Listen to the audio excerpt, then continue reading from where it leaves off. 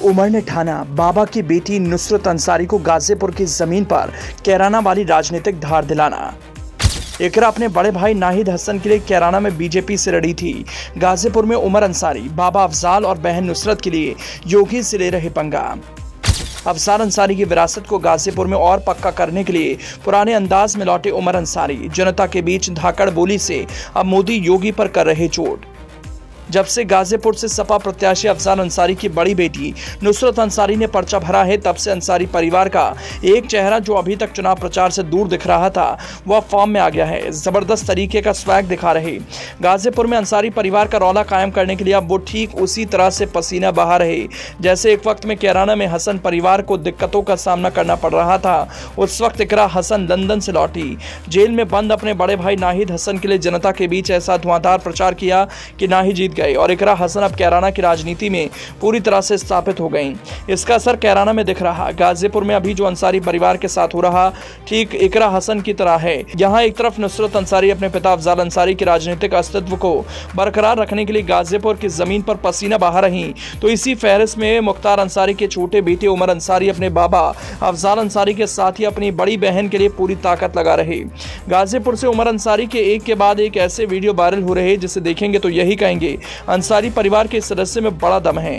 एक के बाद एक उमर अंसारी का स्वैग दिख रहा। जितना स्वैग उमर के अंदाज में है उतना ही वो जब बोल रहे हैं उसमें मोदी से लेकर योगी सरकार को मिर्च लगाने वाली बात है। क्या जोड़ी मोदी जी जो टैक्सवा में लूटा था करोड़ों रुपया के जोड़ी मोदी जी 5 किलो राशन देकर आप हमको ये बताते हो कि अब हमने नमक खिला दिया है इसलिए हमारे वफादार बन के रहो। जनता मूर्ख नहीं है, पब्लिक सब समझ रही है। मेरे बुजुर्गों, मेरे भाइयों, समाजवादी पार्टी की सरकार थी, केंद्र में नहीं थी, इस प्रदेश में थी और सबसे कम समय में सबसे बड़ा एक्सप्रेसवे बनाकर देने का काम माननीय राष्ट्रीय अध्यक्ष अखिलेश यादव जी ने किया। जिंदाबाद जिंदाबाद अखिलेश यादव उमर अंसारी जिंदाबाद जिंदाबाद।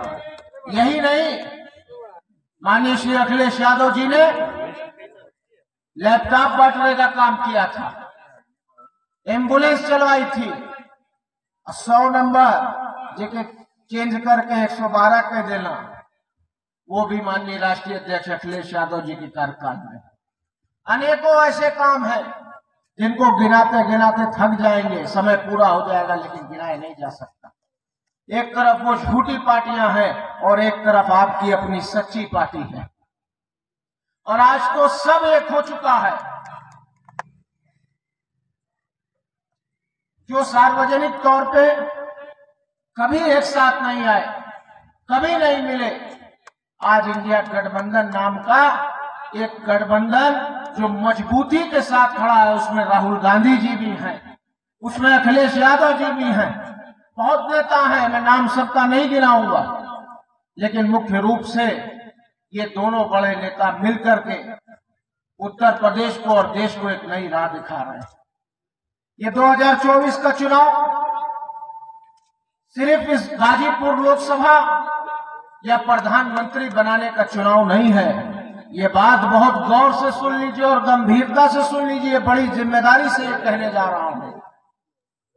ये 2024 का लोकसभा चुनाव इस देश की दशा और दिशा तय करने जा रहा है। एक बाद लोकतंत्र रही कि ना रही, इसका भी अब सवाल खड़ा हो गया। इसके बाद हमारा संविधान बचेगा कि नहीं बचेगा, इसका सवाल खड़ा हो गया।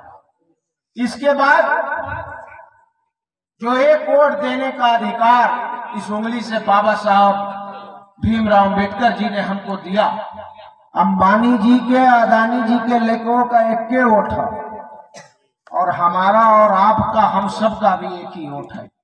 ये समानता हमें इस संविधान ने दी है। ये भारतीय जनता पार्टी अगर इस बार जीत जाएगी तो इस संविधान को भी बदलने जा रही है। ये विचार करने की बात है, ये सोचने की बात है।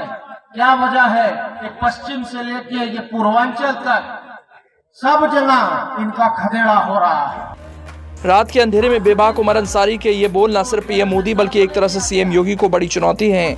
उमर अंसारी डंके की चोट पर कह रहे, पूर्वांचल में तो अंसारी परिवार का दबदबा कायम रहेगा, चाहे योगी कुछ भी कर लें, फैसला तो होकर रहेगा। आज इंडिया गठबंधन नाम का एक गठबंधन जो मजबूती के साथ खड़ा है, उसमें राहुल गांधी जी भी हैं, उसमें अखिलेश यादव जी भी हैं, बहुत नेता हैं, मैं नाम सबका नहीं गिनाऊंगा, लेकिन मुख्य रूप से ये दोनों बड़े नेता मिलकर के उत्तर प्रदेश को और देश को एक नई राह दिखा रहे हैं।